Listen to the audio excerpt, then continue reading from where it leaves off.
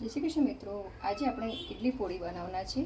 તો તેના માટે મેં 2 ચમચી ચણાની દાળ અને 2 ચમચી અડદની દાળ લીધી છે, તલ લીધા છે, લાલ મરચાં લીધા છે અને તેલ, મીઠું, હળદર.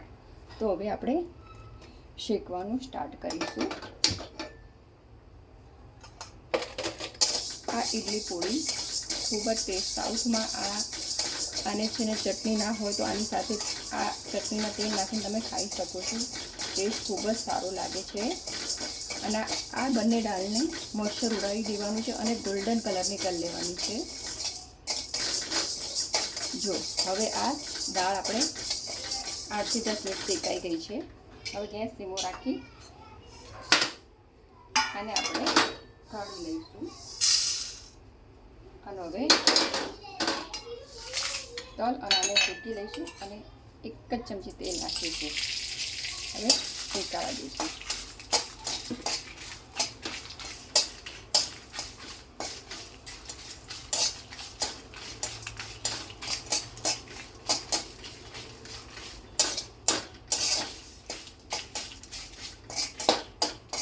હવે આપણે ગેસ બંધ કરી નાખીશું. પેલા લાલ મરચાં ને 2 શેકાઈ ગયા છે. આમાં આપણે મીઠા લીમડાના પત્તા પણ નાખી શકાય છે. એનાથી ટેસ્ટ બહુ સારો આવે છે.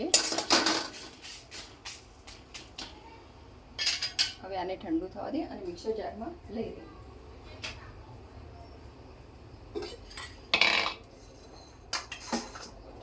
તો પ્રથમ આપણે મરચાં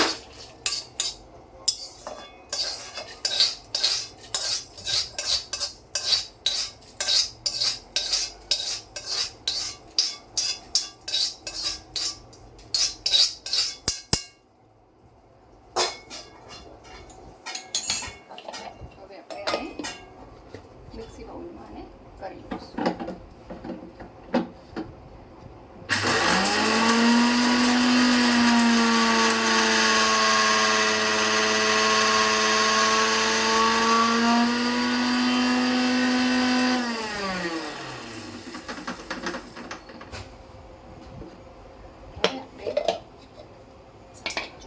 આ ફાઇન ચોપ થઈ ગયો છે. હવે આપણે લઈશું આ દાળ. એ દાળમાં નાખી દઈશું. તેમાં સ્વાદ અનુસાર આપણે મીઠું નાખીશું અને હળદર અને મરચું પાવડર.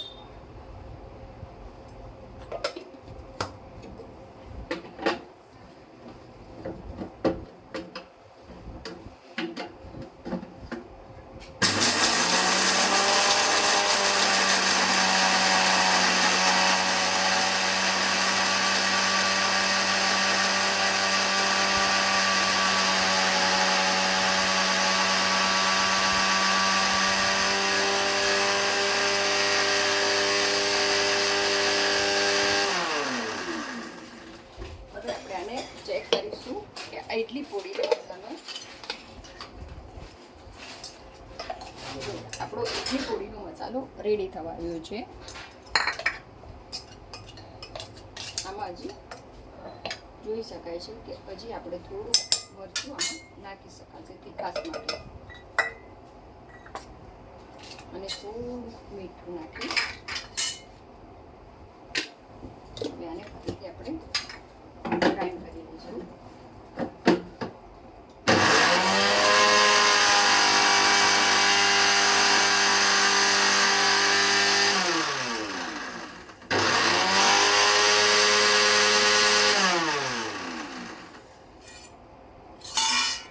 હવે આપણે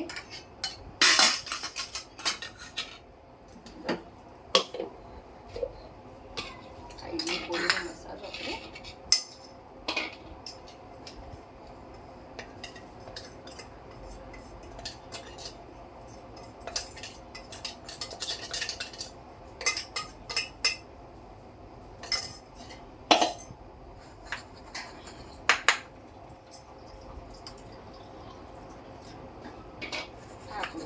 ઇડલી પોળીનો મસાલો રેડી થઈ ગયો છે. તો આને આપણે તેલ નાખી અને ચટણી ના હોય તેની સાથે ઇડલી ઢોસા કહી શકાય છે. જય શ્રી કૃષ્ણ.